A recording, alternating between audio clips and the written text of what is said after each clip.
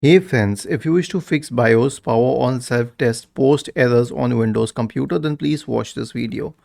Now here's the thing.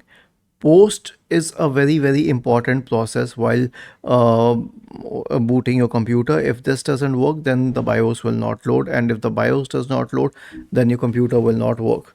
It obviously gives a few beeps to give signals on what is happening, but I say ignore the beeps for a while.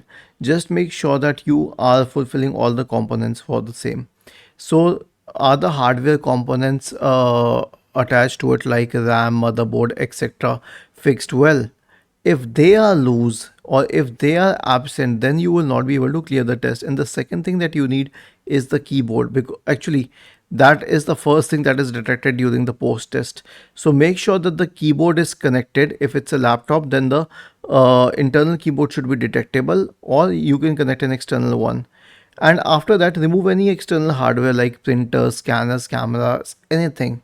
Then unplug any disks, any USB drives, any external hard disk, anything.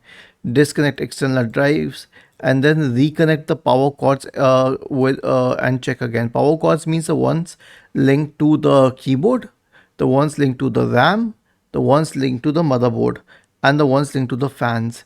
And here's the thing, everything might be good, everything might be perfect, but it may be that your fan is full of dust or your fan is being obstructed. So make sure that the fan is not obstructed. Was this helpful? If yes, then please subscribe to the channel. If not, then let us know in the comment section of the video on how we could help you further. Thank you for watching this video and have a nice day.